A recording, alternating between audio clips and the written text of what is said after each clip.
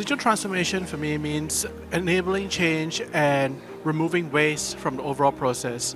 Digitalization is a tool and it's a path towards a better quality of life for employees, and hence with digital transformation I view it as it's a journey, and throughout that journey we'll be able to enable our staff and our team members to have a better quality of life through simplifying of their work processes. So with digital transformation in the pharma industry, GPS data loggers is a very good example where customers and clients know when a product is going to be not being able to be used, and subsequently they will be able to get replenishments in time rather than waiting for it to arrive before finding out that it's no longer usable.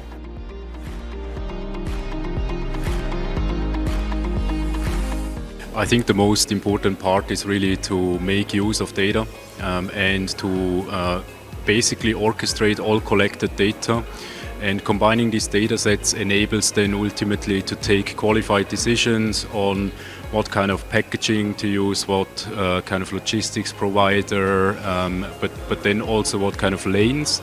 And I think that's key to success, to really make most use out of these data sets and combining them into a useful data set to make qualified decisions. There are multiple layers to automation. It can on one side really reduce manual efforts. That's simply by going, for example, with real-time data loggers to simplify manual tasks.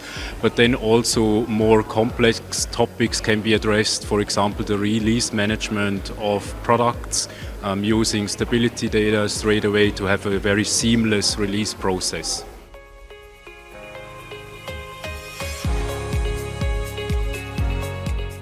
That's a great question. I think the first thing to do is to realise that a lot of organisations today are simply not digitised, and to own up to the fact that using email and spreadsheets is not digitisation.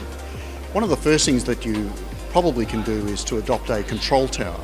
A control tower provides visibility of what's happening in your processes internally and externally. Visibility is the start point, but it's not the end point. The end point is digitalisation of execution. So visibility first, execution, and then with that execution, avoiding adverse events. So knowing about them in advance, not after they already occur, and taking action to avoid that in the first place. So that's how I'd approach it.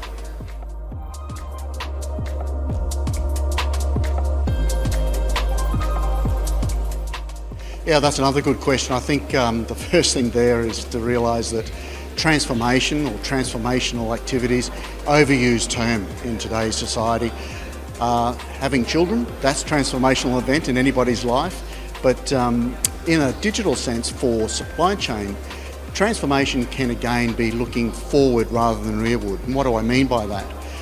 A lot of organisations spend time on data warehouses and data lakes and business information technology and analytics tools. A lot of that is rearward looking. Another approach is to look forward.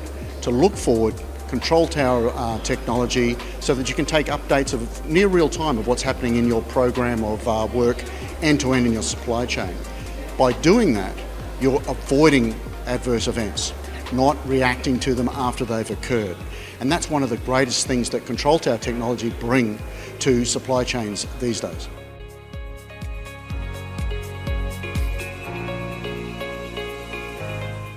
Okay, I'll start with the Gartner's classification, which says or which tells you at what level of supply chain you are, whether you are reactive, proactive, adaptive, collaborative, or at an orchestrated supply chain.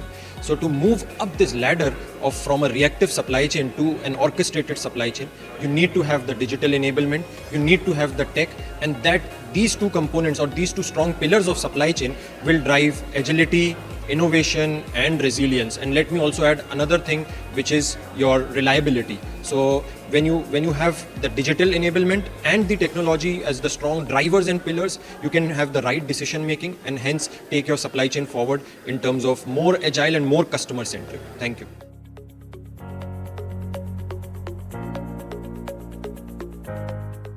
In next 5 to 10 years, I'll break into two parts. One, in next 5 years, we need to drive the agility more faster delivery, because every consumer, especially in pharma, needs the medicine right now, and that's where the supply chain comes in, when you have to deliver to the customer at his doorstep at the convenience.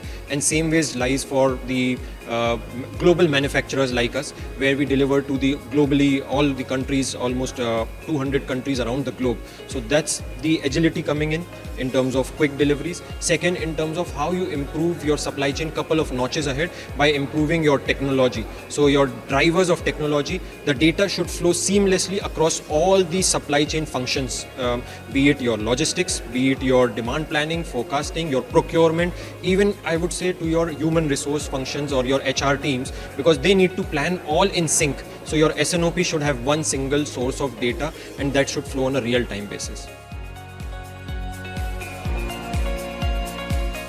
So for me, Logipharma Asia brings a lot of clients to us, and we actually are able to understand what their needs in a very safe environment for them to share with others and their peers in the industry. The real other second benefit is, for us as an industry, we can meet with other suppliers, other potential partners in the industry, and together we can explore innovations and how we can work together to improve overall healthcare benefits to patients. We are partnering since many years with Logipharma in Europe and in the US. We are very happy that Logipharma finally started last year with the first event here in Singapore.